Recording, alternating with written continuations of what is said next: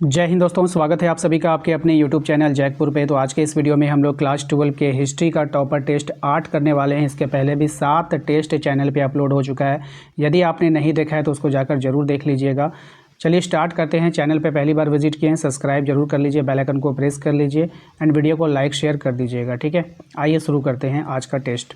आज के टेस्ट का सबसे पहला सवाल आपके स्क्रीन पर आ चुका है। कह रहा है कि सारनाथ का स्तंभ किसने बनवाया। 4 ऑप्शन है आपके पास। अशोक ने बनवाया है कि बिंदुसार ने, चंद्रगुप्त मौर्य ने, या फिर कनिष्क ने। तो इसका राइट आंसर है आपका अशोक, ऑप्शन नंबर ए। ठीक है, ध्यान रखना है। क्वेश्चन नंबर 2 है आपका, महाभारत मनुस्मृति में कितने प्रकार के विवाह का उल्लेख किया गया है। तो इसमें जो विवाह का उल्लेख किया गया है वो 8 प्रकार के विवाह का उल्लेख किया गया है। सबको पता है, काफ़ी इंपॉर्टेंट है, बहुत बार यह सवाल घुमा घुमा कर पूछा गया है, तो ध्यान रखिएगा।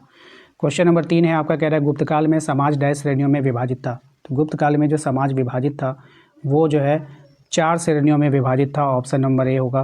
क्वेश्चन नंबर 4 पे आइए। इसमें कहा गया है कि चंद्रगुप्त द्वितीय की पुत्री प्रभावती का विवाह किस वंश के राजा के साथ हुआ था।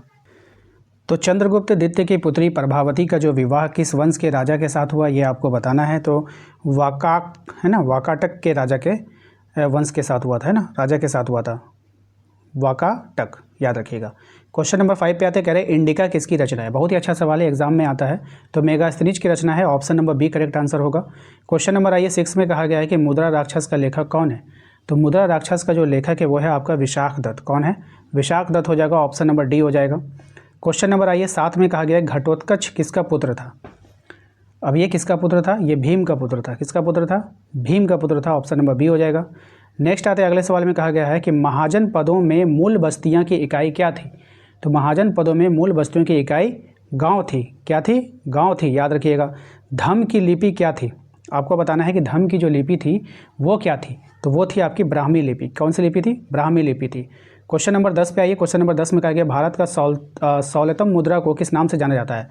तो भारत की सौलतम मुद्रा को हम लोग जानते हैं आहत सिक्के के नाम से, पंचमार्क सिक्के के नाम से। तो ए और बी दोनों होगा इसका राइट आंसर। ठीक है, क्वेश्चन नंबर आते हैं 11 में कहा गया कि 16 महाजन पदों का उदय कब हुआ। तो 16 महाजन पदों का जो उदय हुआ वो बुद्ध के युग में हुआ, option number b correct answer हो जाएगा।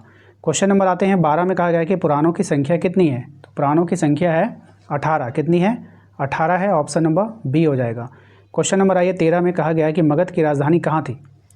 अब ये जो मगध है इसकी राजधानी आपको बताना है ये कहाँ थी। तो मगध की राजधानी थी पाटलिपुत्रा, ऑप्शन नंबर डी हो जाएगा।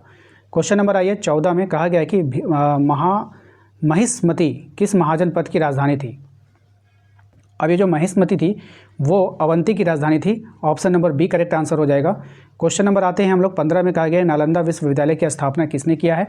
तो नालंदा विश्वविद्यालय की स्थापना किया है कुमारगुप्त ने, option number b correct answer हो जाएगा।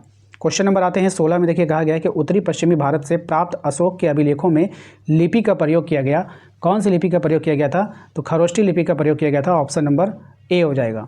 क्वेश्चन नंबर आइए 17 में कहा गया है कि महाभारत कालीन समाज का स्वरूप कैसा था। तो महाभारत कालीन समाज का जो स्वरूप था वो आपको बताना है। तो वो था आपका वृत्त सत्तात्मक था, ऑप्शन नंबर ए। ठीक है, यहाँ तक समझ में आ गया होगा सभी को। आइए क्वेश्चन नंबर आइए 18 में। इसमें कहा गया दक्षिण भारत में स्थित भारत का एकमात्र महाजन पद कौन सा था।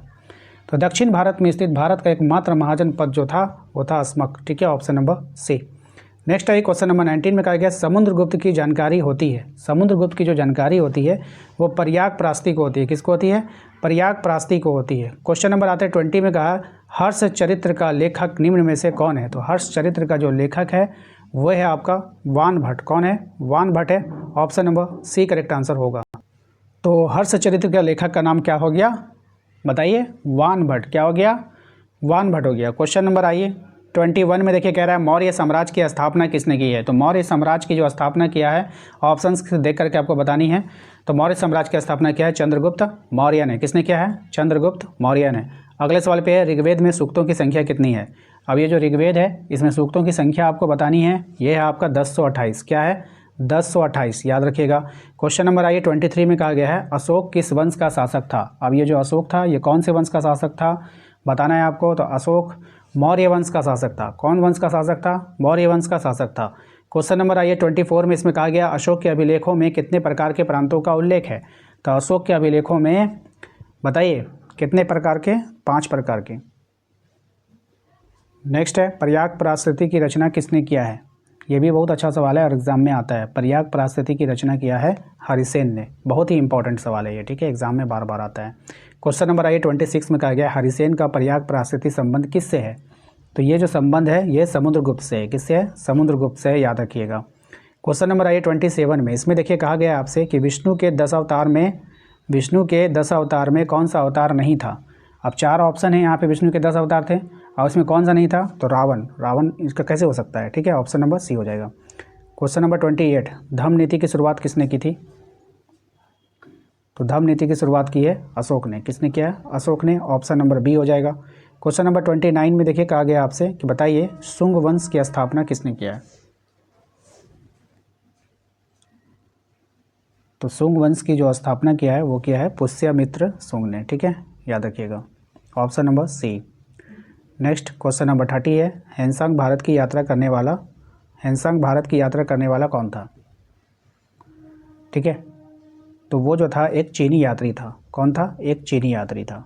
तो 30 सवाल मैंने आप लोगों से पूछा है, 30 में से आपने कितना सही किया कमेंट कर हमें ज़रूर बताइए। यदि आपने अभी तक हमारे चैनल को सब्सक्राइब नहीं किया है तो कर लीजिएगा, बेल आइकन को प्रेस कर लीजिए ताकि आने वाली हर एक वीडियो का नोटिफिकेशन आपके मोबाइल पर जाए। इसके अलावा आप हमारे दिए गए नंबर पर मैसेज करके अपने व्हाट्सएप ग्रुप को भी ज्वाइन कर सकते हैं। मिलते हैं नेक्स्ट अगली वीडियो में। Thank you.